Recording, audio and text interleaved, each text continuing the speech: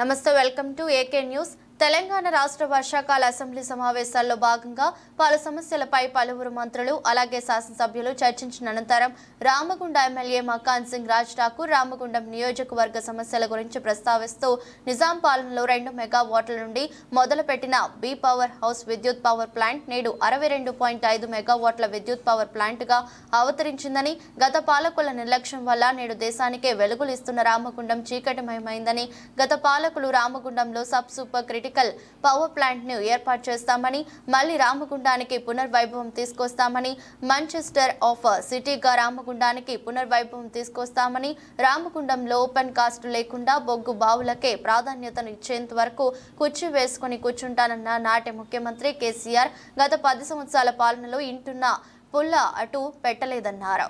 మరొకసారి ప్రభుత్వానికి గుర్తు చేస్తా ఉన్న అధ్యక్ష, మా ప్రాంతం బొగ్గు గనుల ప్రాంతం అధ్యక్ష. మా దగ్గర మా కార్మికులు తన ప్రాణాలను సైతం లెక్క చేయకుండా ఈ దేశానికి వెలుగునిస్తున్నది అధ్యక్ష, సింగరేణి కార్మికులు అధ్యక్ష. మరి దానికి ఆధారపడి అక్కడ పవర్ ప్లాంట్ ఉంది అధ్యక్ష.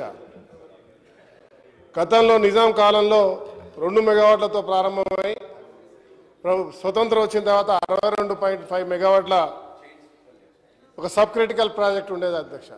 తర్వాత ఎన్టీపీసీ వచ్చింది, అన్నీ వచ్చినాయి. మేము అనేక సార్లు దానిపై పోరాటం చేసినాం అధ్యక్ష. మాకు అక్కడ 1x800 సూపర్ క్రిటికల్ ప్రాజెక్ట్ కావాలని. మరి ఆ రోజు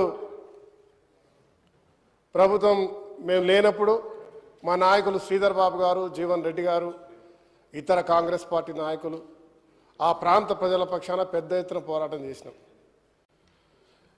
గత పాలకులు ఆ రోజుల్లో ఇక్కడ హరీషన్న గారు కూడా ఉన్నారు. కాంగ్రెస్ ప్రభుత్వం కిరణ్ కుమార్ రెడ్డి గారు ముఖ్యమంత్రిగా ఉన్నప్పుడు వారు కూడా దేశానికి వెలుగునిచ్చినటువంటి రామగుండం చీకటిమయమవుతా ఉంది, ఇక్కడ ఇండస్ట్రీ పెట్టాలని చెప్పి వాళ్ళు కూడా పాదయాత్ర చేసి క్యాండిల్ పట్టుకొని గుర్తు చేస్తా ఉన్నా. కానీ అధికారంలో వచ్చిన వెంటనే ఆ రామగుండాన్ని చీకటిమయం చేసిరు అధ్యక్ష. రామగుండాన్ని చీకటిమయం చేసిరు అధ్యక్ష. దాంతోపాటు మా నగరంలో బొగ్గుబాయిని ఓపెన్ కాస్ట్ చేసి ఆ ఊరిని బొందలగడ్డ చేసిరు అధ్యక్ష. ఈరోజు ఆ రోజు ముఖ్యమంత్రిగా ఉన్న కేసీఆర్ గారు తను అధికారంలో రానప్పుడు ఇక్కడ నేను కుర్చేసుకొని కూర్చుంటా, ఓపెన్ కాస్ట్ రాని, అండర్ గ్రౌండ్ పెడతా, ఉద్యోగాలు ఉంటాయి, ఇక్కడ పౌరస్ కడతాం అన్నారు అధ్యక్ష. దురదృష్టం అది కాలేదు. కానీ ఈరోజు యావత్ ఉత్తర తెలంగాణ ప్రజల పక్షాన, రామగుండం బొగ్గు కార్మికులు, రామగుండం ప్రజల పక్షాన ప్రభుత్వాన్ని నేను గుర్తు చేస్తా ఉన్నా, రిక్వెస్ట్ చేస్తా ఉన్నా ముఖ్యమంత్రి గారిని, బట్టి విక్రమార్క గారిని. ఎందుకంటే మేము మా మంత్రులు మరి అదే మాదిరిగా మా ఇన్ఛార్జ్ మినిస్టర్ గారితో పాటు అందరం శాసనసభ్యులు కలిసి బట్టి విక్రమార్క గారిని, ముఖ్యమంత్రి గారిని కలిసినప్పుడు మా డిప్యూటీ సీఎం బట్టి విక్రమార్క గారు దాని స్పష్టమైన వైఖరి, మేము రామగుండంలో పవర్ ప్లాంట్ కడుతున్నామని చెప్పినారు. నేను ఈ సభ ద్వారా రామగుండం ప్రజల పక్షాన మరొక్కసారి